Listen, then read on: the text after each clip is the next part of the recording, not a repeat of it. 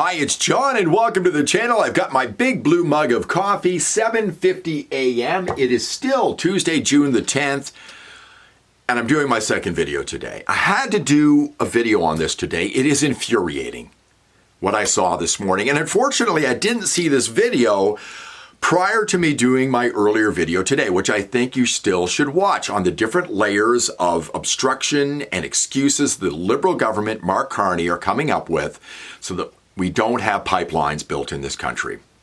And there's another one here. I'm not going to show you this full 5-minute clip of Dan Mazir, who is from Riding Mountain in Manitoba, a conservative, grilling Environment Minister Julie Debruzen in the House of Commons over this issue. I'm not going to show you the 5 minutes. It will drive you nuts. And it just shows you how awful this Liberal government is, and it continues to be. It hasn't changed at all. But I'm going to link 3 things together in this video. 1, another layer of obstruction for pipelines for Carney and the Liberal Party. 2, huge lost opportunity for Pierre Poilievre during the election campaign. I'm going to show you a clip of me from March the 30th. And 3, how this can be used to help the independence movement here in Alberta. So let's watch this clip. Again, Dan Mazir, MP, Riding Mountain, Manitoba, Conservative, and Julie Debruzen, the Environment Minister in the House of Commons. The Liberals promised 100% zero-emissions car sales by 2035 in their platform.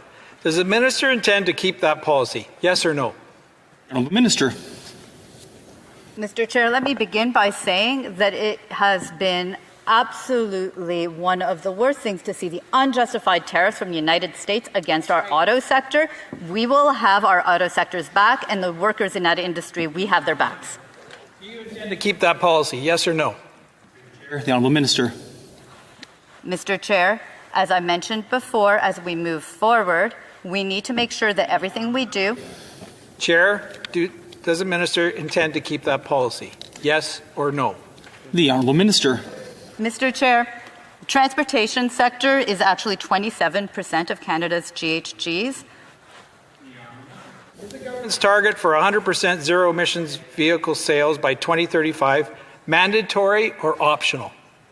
The Honourable Minister. Mr. Chair, he's aware that the regulation sets us towards targets to increase the number of sales of EVs across our country. It took almost 5 minutes for that woman to almost admit that less than 10 years from now, you will not have a choice in the vehicle you drive, meaning a gas-powered vehicle. How do you feel about that?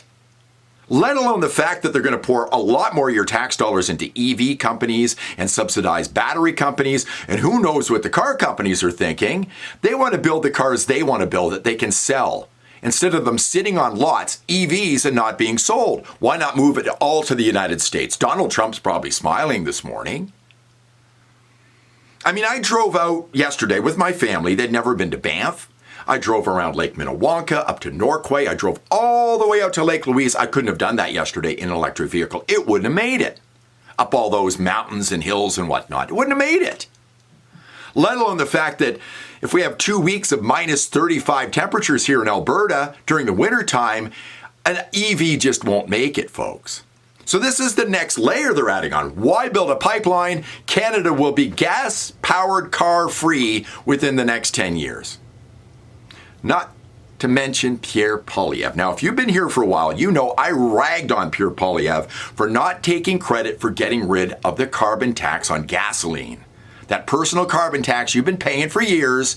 He's the guy that wanted to axe the tax. The Liberals never would have done it if it wasn't for Poilievre, and he blew a golden opportunity on this type of issue, meaning EVs during the election campaign. I went back and grabbed this clip from March 30th. Listen to what I say here, and I'll follow it up in just a moment. Listen to what I said back on March the 30th. Look on the screen right now. Some of you may recognize this. There's 13 rules on the screen. This is Saul Alinsky's rules for radicals, and the left uses this to go after their opponents. I've highlighted number 4, make the enemy live up to its own book of rules. It stuns me that net zero and has not been mentioned much in this election campaign. I haven't heard much out of Poilievre's mouth about Mark Carney, who is Mr. Net Zero.